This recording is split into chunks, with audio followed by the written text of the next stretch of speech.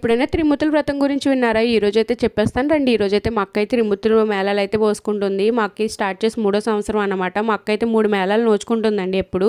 So ఒక్కొక్కరు 5, 9, 11 అలా కూడా పోసుకుంటారు. సో ఇవైతే కావాల్సిన సామాగ్రి. ఫస్ట్ అయితే మనం పీటను అలంకరించేసుకుని తర్వాత మనకి 3 మేళాలకు సంబంధించి ముగ్గురు త్రిమూర్తుల ఫోటోలు అయితే పెట్టాలి. ఆ తర్వాత ఒక్కొక్క మేళానికి ఒక్కొక్క పసుపు వినాయకుని అయితే చేసుకోవాలండి. ఆ తర్వాత మనం ఒక్కొక్క మేళానికి 3 చెంబులు చొప్పున 9 చెంబులు తీసుకుని 5 పీటలు పసుపు తాడేసి పసుపు కొమ్ము కట్టాలి.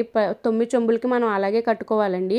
ఆ తర్వాత మనం శుద్ధని మనం ఒక పేస్ట్లా చేసి 3 చెంబులకేమో విష్ణునామాలు, 3 చెంబులకేమో బ్రహ్మదేవుడి బొట్టు, 3 చెంబులకేమో మనం ఈశ్వరుడు బొట్టు పెట్టుకుని కింద బియ్యం వేసుకుని 9 చెంబులు అయితే వరుసగా మనం పెట్టుకోవాలండి. దాంట్లో 9 చెంబుల్లో వాటర్ పోసుకుని తర్వాత అయితే ఒక మామిడి కొమ్మ అయితే వేసి 9 చెంబుల్లో మనం అయితే 9 కొబ్బరికాయలు అయితే పెట్టాలండి. ఆ తర్వాత అయితే మనం 3 మేళాలకి 9 తాంబూలాలు అయితే పెట్టాలి. ఒక్కొక్కరికి 3 చొప్పున.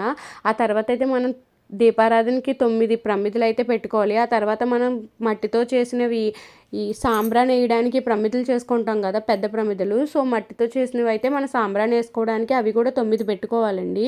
ఆ తర్వాత అయితే మనం వినాయకుడి పూజ అయితే ఫస్ట్ చేసుకుందాము. వినాయకుడిని మనం పూజించిన తర్వాత కథ చదివేసుకున్న తర్వాత మనం దీపారాధన అయితే చేసుకోవాలి. దీపారాధన చేసిన తర్వాత మనం కలసం కింద కొబ్బరికాయలు అయితే పెట్టాం కదా, ఆ కొబ్బరికాయలు అయితే తీసుకొని మనం దేవుడికి నైవేద్యంగా సమర్పించుకోవాలండి. ఆ తర్వాత మనం సమర్పించుకున్న తర్వాత మనం దీపారాధన అంతా చేసుకుని కొబ్బరికాయలు కొట్టి దేవుడికి సమర్పించేసిన తర్వాత మనకి అసలైన లాస్ట్ది దేవుడికి ఎంతో ఇష్టమైన ధూపం అయితే వేస్తామండి. ఆ 9 ప్రమిదలు మనం మట్టితో చేసుకున్నాం కదా, ఆ 9 ప్రమిదల్లో మనం అగ్గి అయితే వేసి దాంట్లో అయితే సాంబ్రాణి అయితే వేసుకుంటాము. సో అదే మెయిన్ ఇంపార్టెంట్ థింగ్ అన్నమాట మనకి త్రిమూర్తుల వ్రతంలో. ఆ తర్వాత కొన్ని గ్రామాల్లో ఒక ఇంగ్రీడియంట్ అంటే యూజ్ చేస్తారన్నమాట. మేము కూడా యూజ్ చేసాం అది సాంబ్రాణిలో వేయడానికి. అది ఏంటో మీకు తెలిస్తే కామెంట్ చేయండి.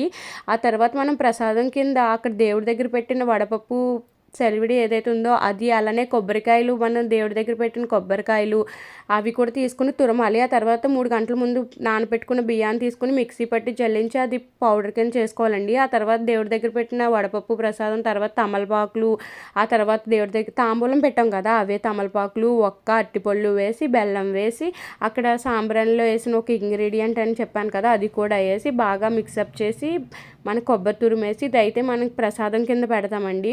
ఆ తర్వాత మన దగ్గరికి వచ్చిన పేరెంటాలు ఎవరైతే ఉంటారో వాళ్ళకి జాకెట్ ముక్క ఇచ్చి అట్టిపళ్ళు ఈ ప్రసాదాన్ని అయితే మనం వాళ్ళకి ఇస్తామండి.